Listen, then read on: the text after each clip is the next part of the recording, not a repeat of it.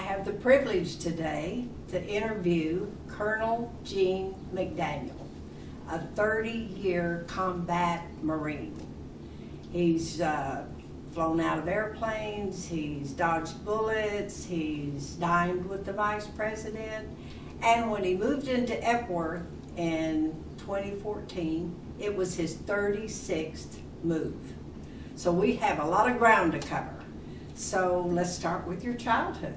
Are you an Okie? Well, I was born in Oklahoma, but didn't stay here very long. As a young boy, my father went to Russell, Kansas with my mother and my older sister.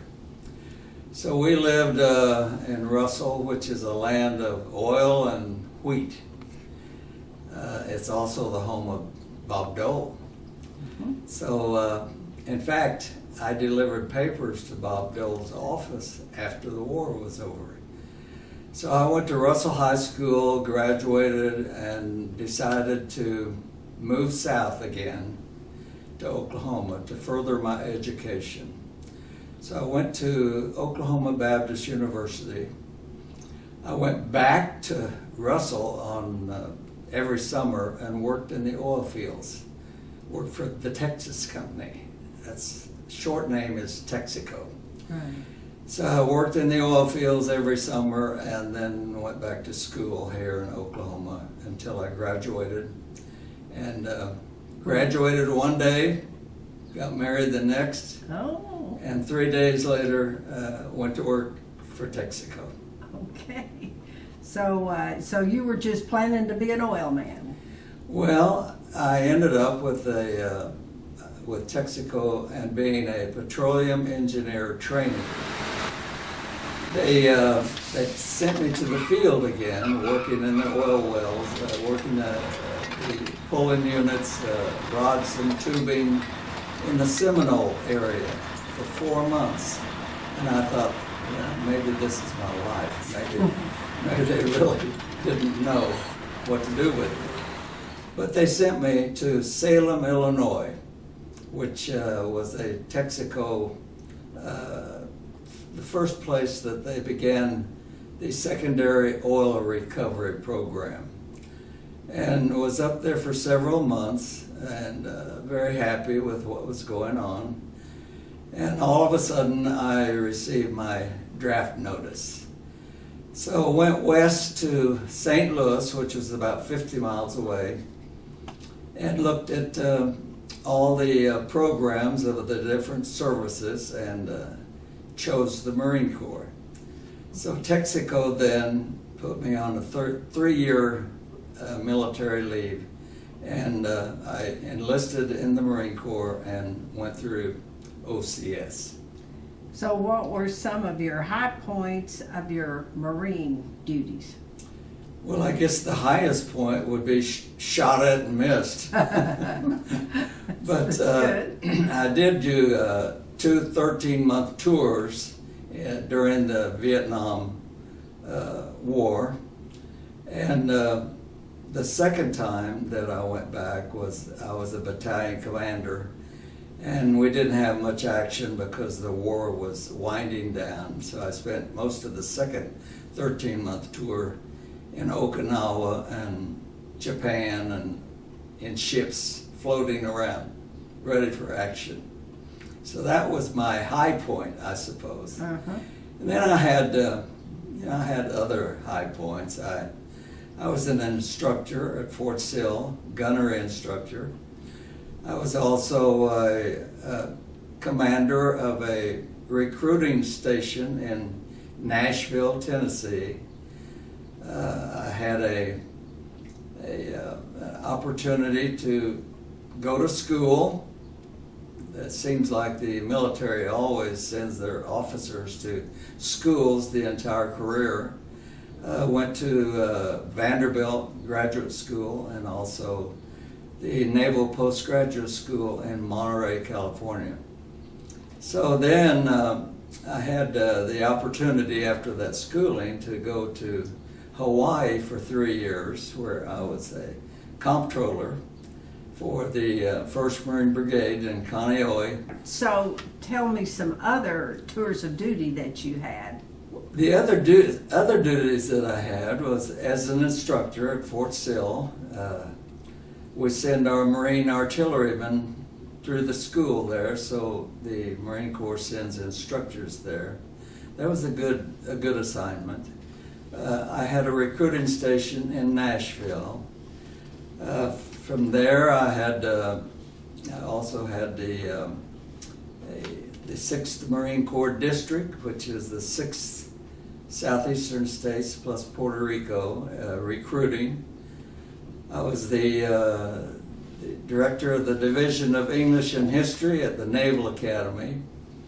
I was also ended up my last tour was as the director of all Marine Corps recruiting at Headquarters Marine Corps in Washington.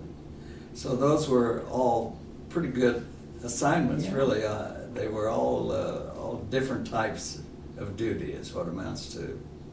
What was that one where 10 people were chosen to go to Washington War Games? Oh, the schooling part, it seemed like there was always a school. Mm-hmm. Basic school, artillery school, amphibious warfare school, naval gunfire school. But the big school was the National War College, which is the top level military school in the country.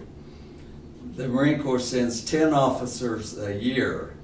I happened to be selected as one, and I felt very excited about being that selectee. It was for a year, and we would go in each morning and listen to some bureaucrat from the government, Department of Defense, the Pentagon, the Vice President, the President. We would listen to their commentary, and then in the afternoons, we would get in little small committees and we would talk over what they said and decide where we might have our next war, where, when, how, that sort of thing. And very interesting tour. Oh, yeah. Very interesting. Do you mind sharing some of your commendations with us? Tell us some of the commendations you had. Well, I did have 3 Legion of Merits. That's one of the highest awards that can be given. I had the Bronze Star with the Combat V, Combat Action Ribbon. Even the Army gave me an Army Commendation Ribbon. 2 Presidential Unit Citations, Navy Unit Citation, and Vietnamese Cross of Gallantry with a Gold Star. Wow. I shot expert with the rifle and the pistol, so you got to be careful. I am. How did you transition to the airline business? Well, that was a very interesting thing.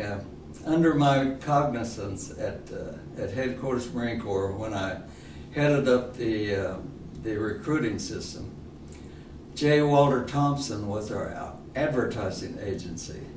They had a luncheon one day, and I found out it was also the advertising agency for U.S. Air.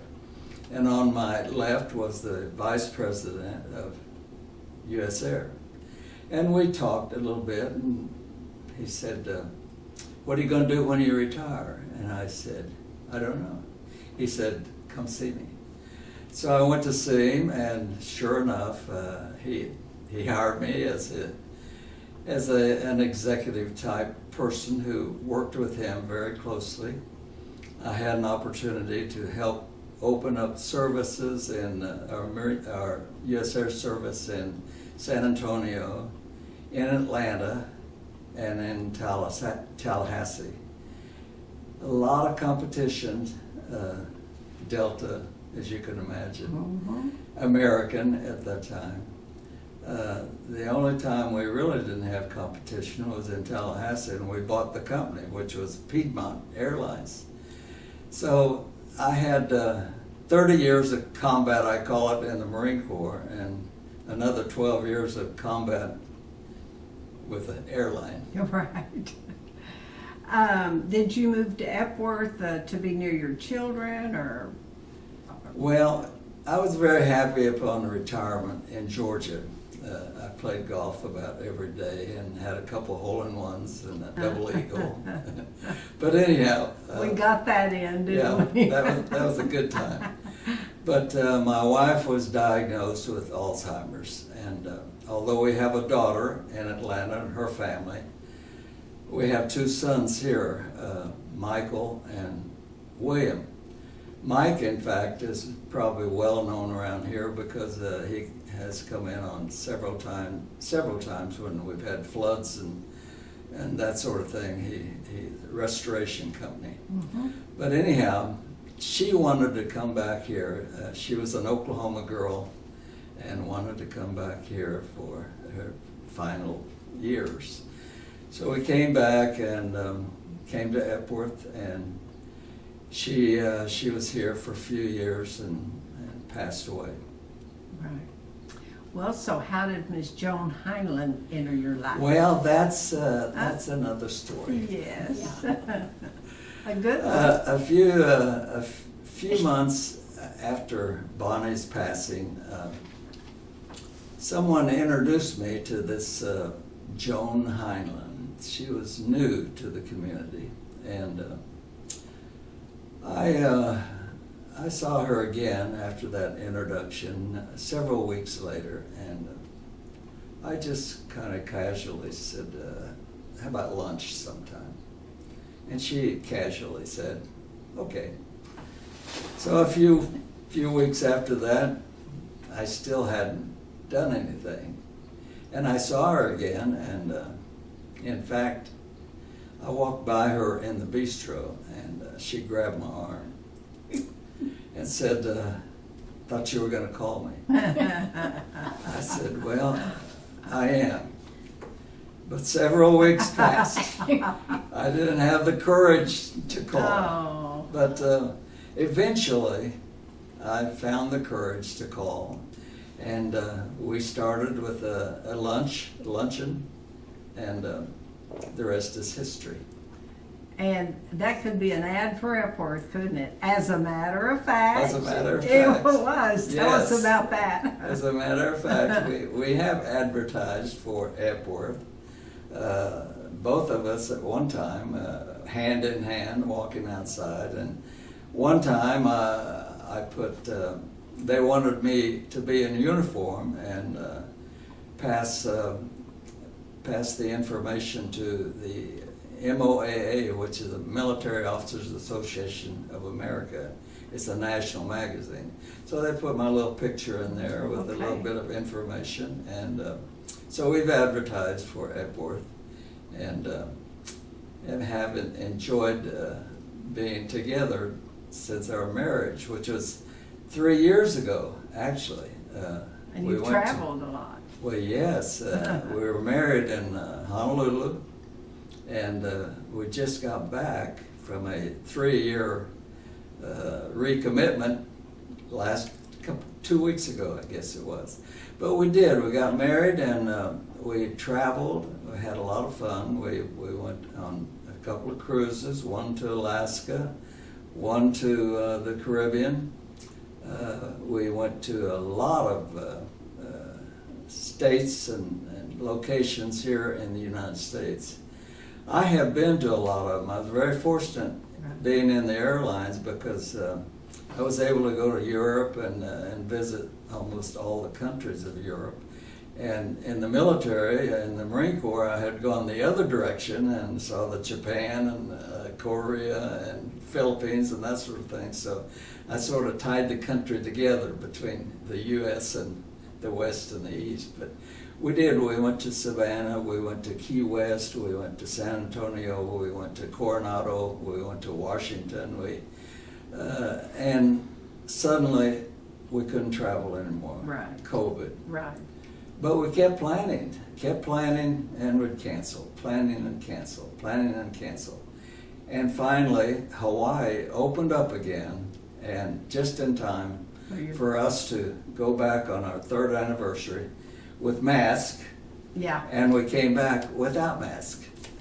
So Well, that's. we traveled, and we want to continue traveling. Yes. Jean, that was awesome. That was really interesting, and you have had a remarkable life. And I know that was just a little outline, and we thank you for sharing that with us today. Thanks. I feel like I've had a life well lived. Thank you.